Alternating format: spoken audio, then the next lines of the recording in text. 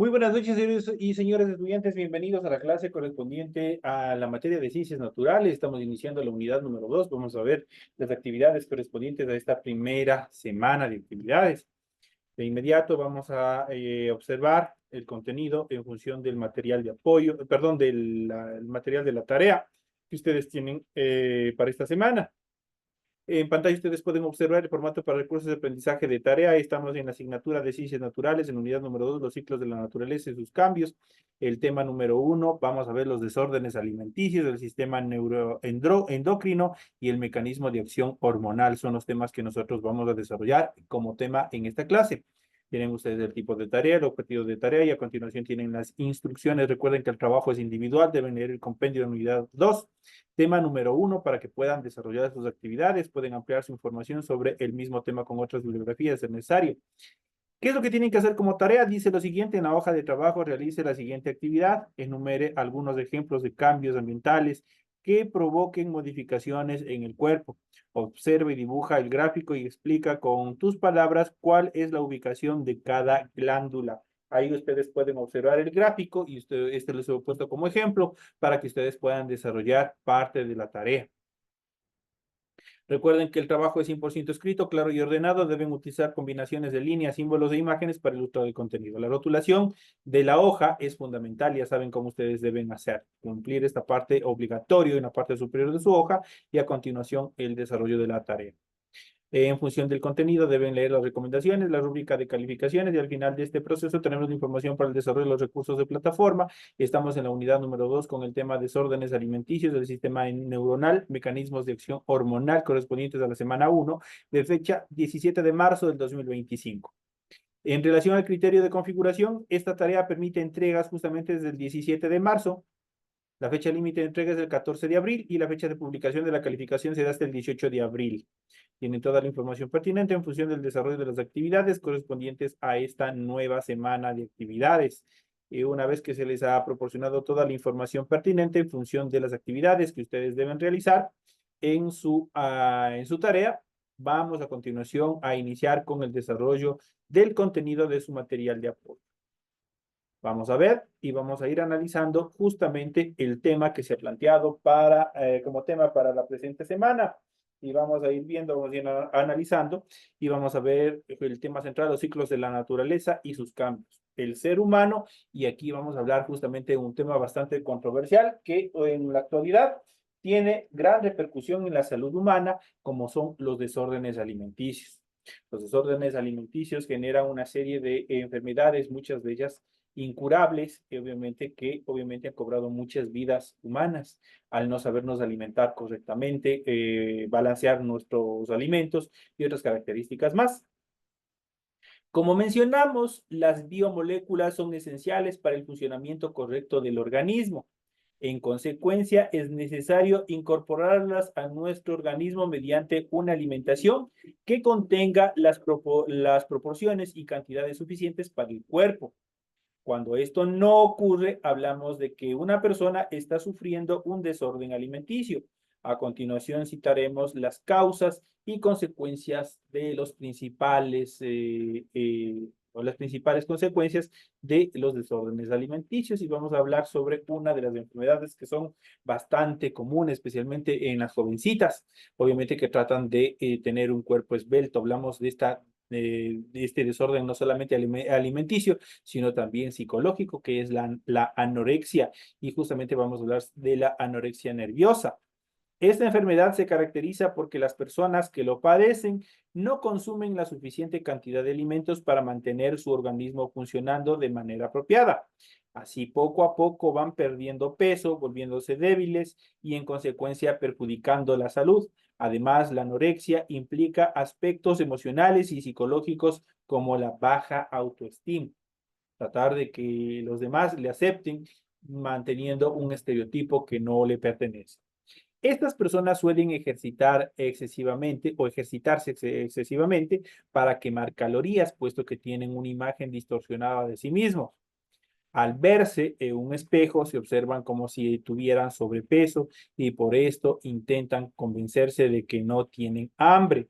A veces toman gaseosas de dieta, las cuales evitan la absorción del calcio y por tanto debilitan los huesos y obviamente pueden generar una serie de enfermedades adicionales a este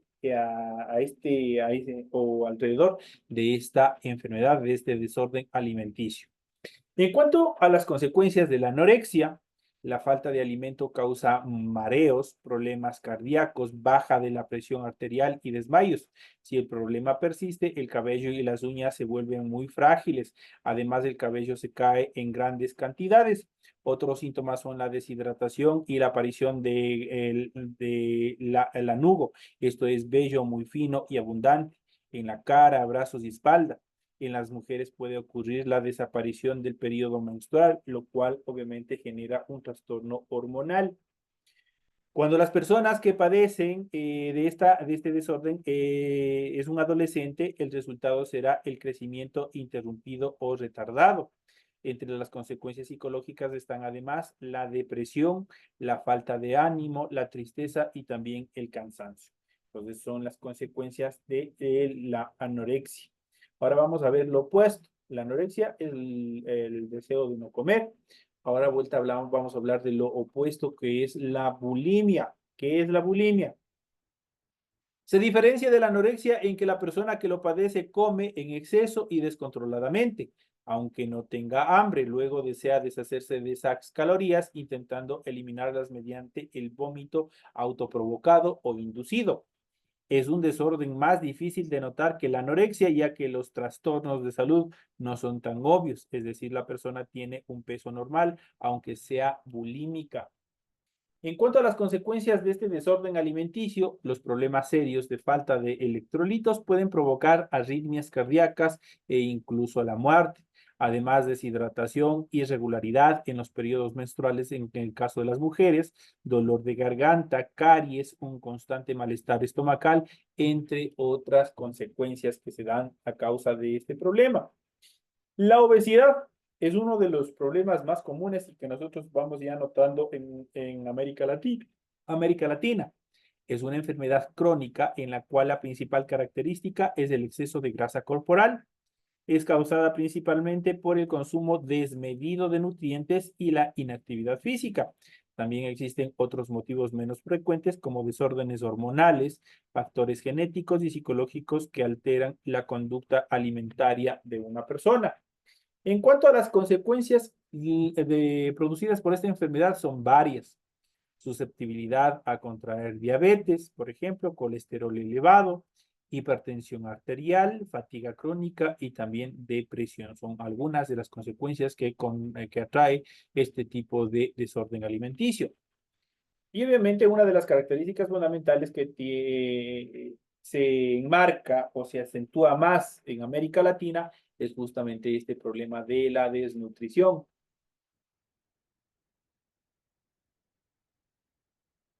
La desnutrición ocurre cuando el cuerpo no recibe los nutrientes necesarios. Las causas son ingerir una dieta inadecuada y no balanceada, ciertos problemas de digestión y de absorción de nutrientes y algunas enfermedades.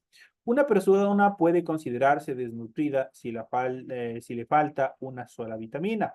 En este caso se estima como leve, pero hay otros en los cuales es tan severa que sus efectos son irreversibles. Y obviamente la desnutrición conlleva también a la muerte de la persona, obviamente a través de la destrucción de la barrera de protección que tiene nuestro cuerpo a causa de la desnutrición, el cuerpo se queda a expensas también de que otros microorganismos ataquen y generen determinadas infecciones.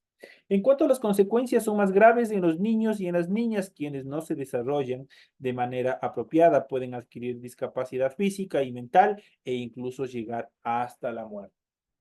¿Cómo están interrelacionadas las diversas funciones corporales? Es un tema que vamos a ver a continuación.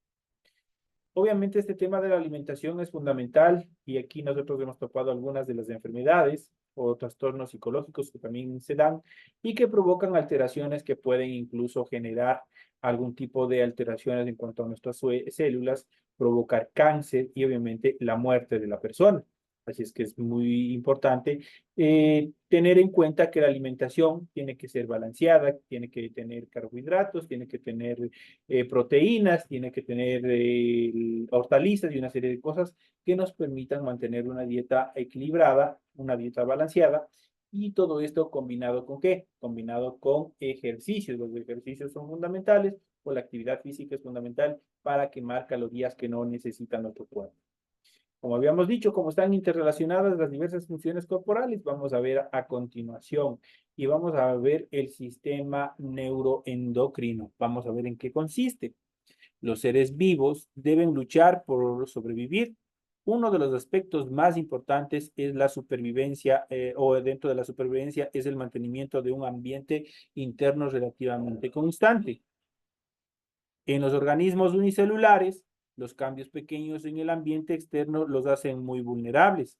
Los organismos pluricelulares grandes tienen mecanismos de defensa contra estos cambios y todos sus sistemas trabajan para mantener el equilibrio homeostático. Los sistemas encargados de la integración y el control son el sistema endocrino y el nervioso, así como el inmunológico, que en conjunto juegan un papel preponderante en el equilibrio de nuestro organismo. Y en este gráfico nosotros lo podemos ver. Tenemos el sistema endocrino, tenemos el sistema inmunológico y el sistema nervioso. Si fallan cualquiera de estos dos, el sistema endocrino o el sistema nervioso, van a afectar directamente el sistema inmunológico y de esta manera vamos a generar una serie de trastornos en cuanto al funcionamiento correcto del sistema. Y a continuación vamos a ver el sistema de generación y control. ¿En qué consiste?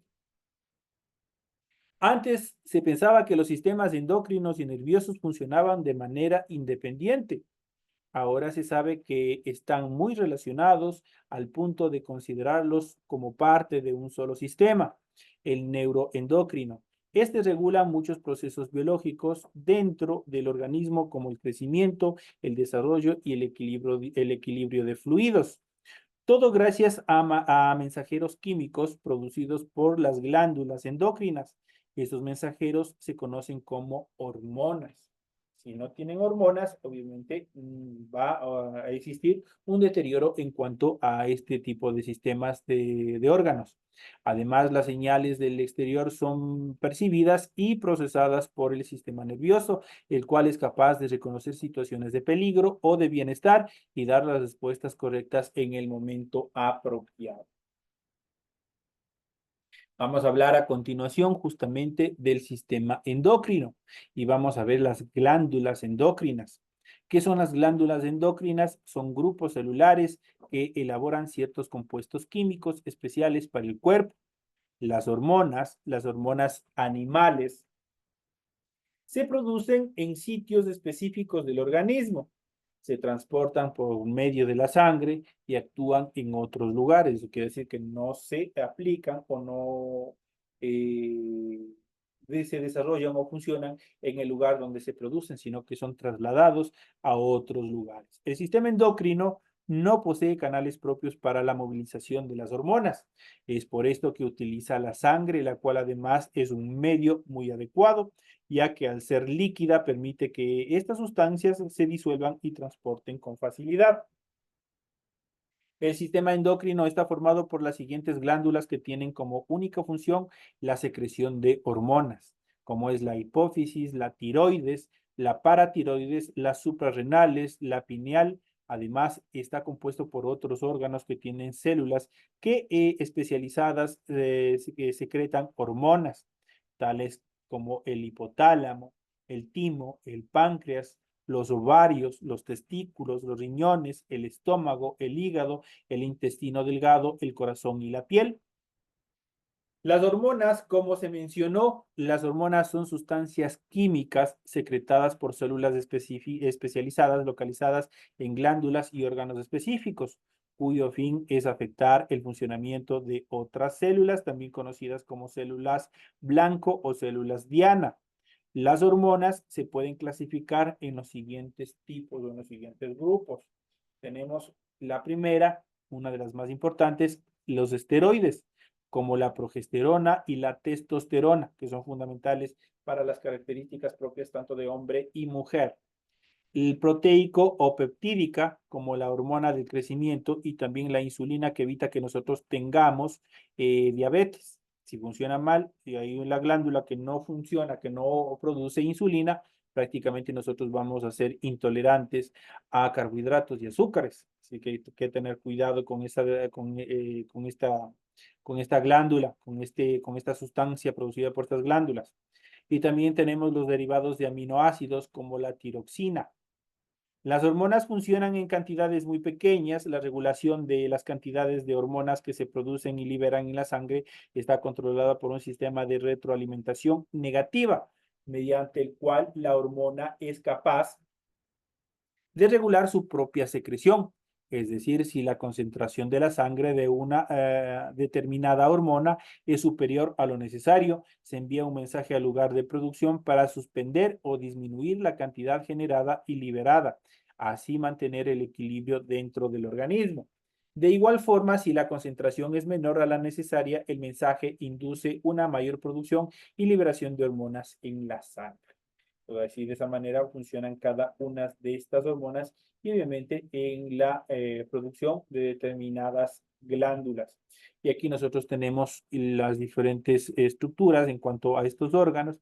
Por ejemplo, tenemos el pineal, tenemos el hipotálamo fundamental dentro del funcionamiento de nuestro organismo, de nuestro cerebro. Tenemos la hipófisis, tenemos esta glándula tiroides que hoy en día obviamente se ha convertido en uno de los enemigos fundamentales, especialmente de las mujeres, y ya no solo de las mujeres, sino también de los hombres.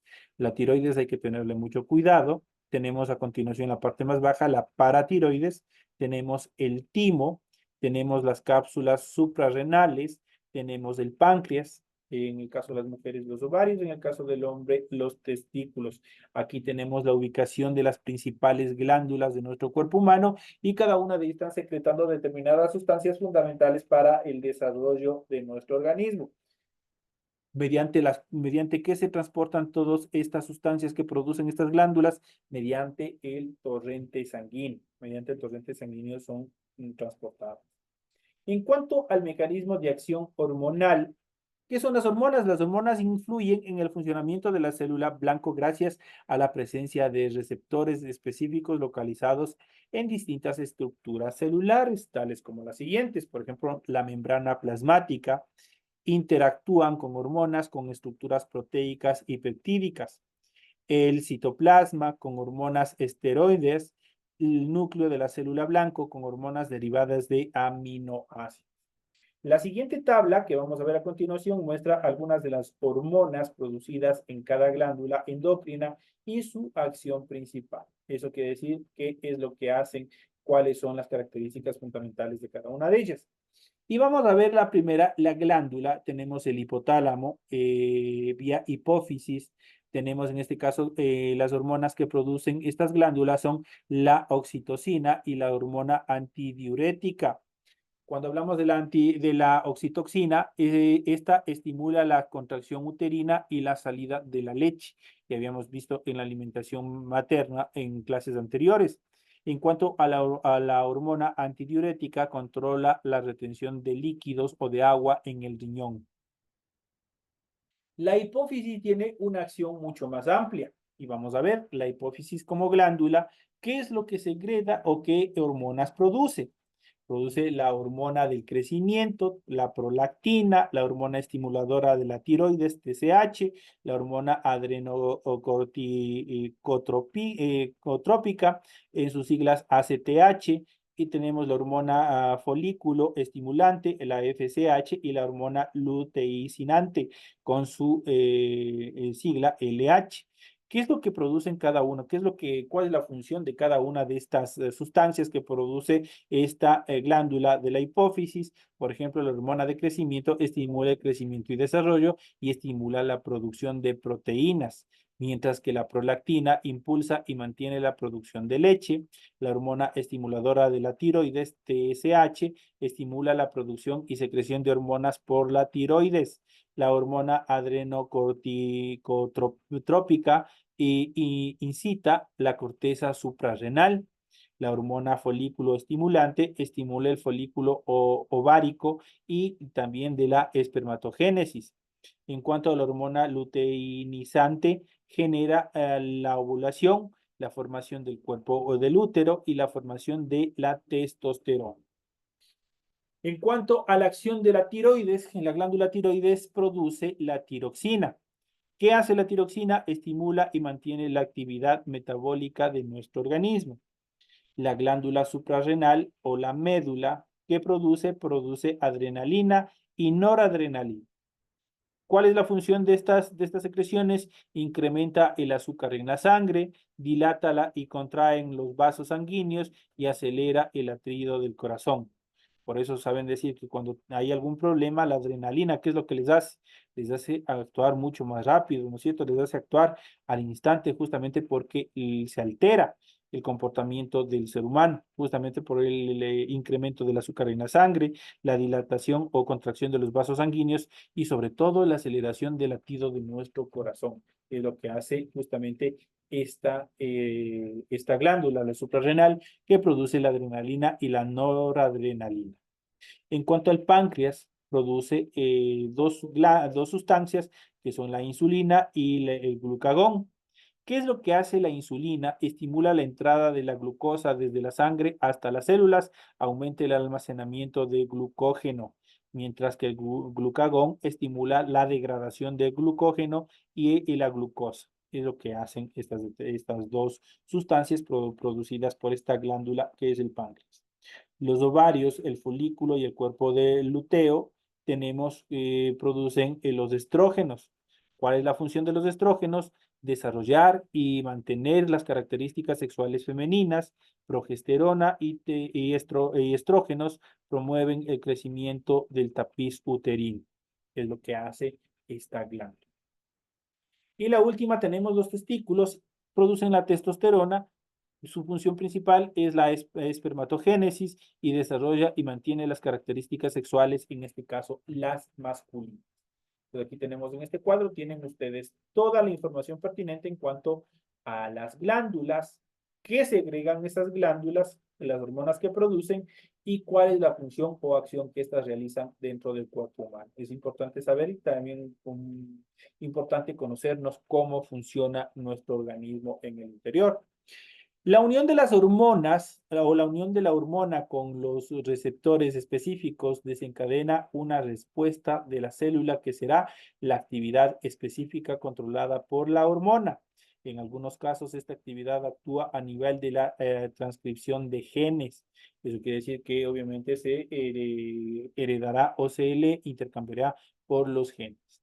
Y aquí en este gráfico nosotros podemos ver tenemos las hormonas, tenemos dos tipos de hormonas, tenemos la membrana celular, la zona receptora inactiva, igual tenemos de las dos estructuras y otras sustancias cómo se van intercambiando entre una y otra.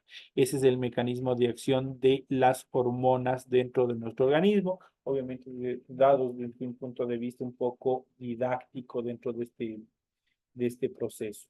Es importante conocer, vuelvo y repito, el funcionamiento de cada una de estas, porque en algún momento una de estas hormonas, una de estas glándulas, van a dejar de producir estas hormonas, van a dejar de producir estas sustancias y nosotros vamos a tener una serie de problemas. Por eso es importante que nosotros conozcamos las glándulas, dónde se encuentran ubicadas, cómo están localizadas y cuál es su función, qué es lo que producen y cuál es la función. Y obviamente la carencia de estas sustancias, de estas hormonas, obviamente la carencia, ¿qué es lo que puede generar en nuestro organismo? Vuelvo y repito, en nuestro medio ambiente, especialmente aquí en el Ecuador, especialmente aquí en la sierra, existe un alto índice de trastornos en función de esta glándula tiroides, que obviamente nosotros ya hemos visto qué es lo que produce, qué es lo que controla muchos de nosotros, mujeres sobre todo, han generado cáncer en esta glándula.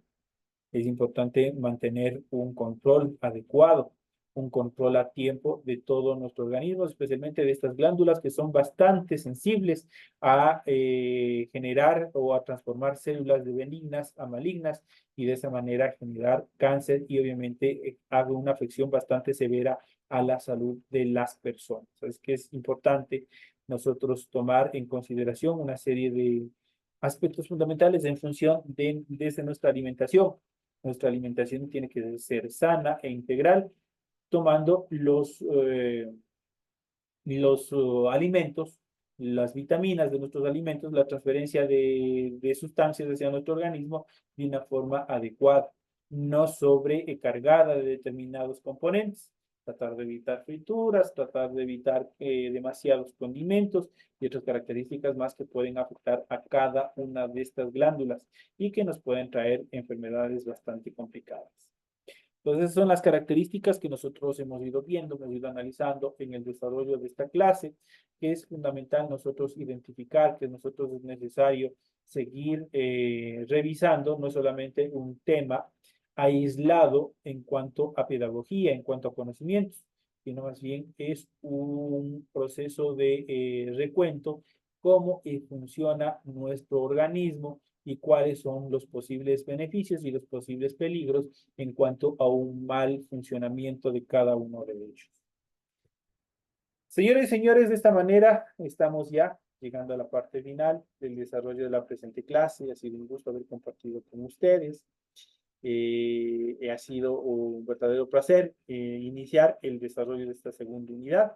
Si obviamente ya cumplieron con la primera unidad, la misma situación e igualito es de esta segunda unidad. Así es que ustedes ya saben cómo es el proceso de manejo de su aula virtual, de su plataforma. No tienen ninguna dificultad en cuanto al manejo y eso es bueno porque ustedes se han familiarizado bien con el manejo y el trabajo que se viene desarrollando en plataforma. Señores y señores, de esta manera llegamos a la parte final del desarrollo de la presente clase. Ha sido un gusto haber compartido con ustedes. Les deseo que les vaya súper bien en todas las actividades. Nos vemos en la siguiente clase.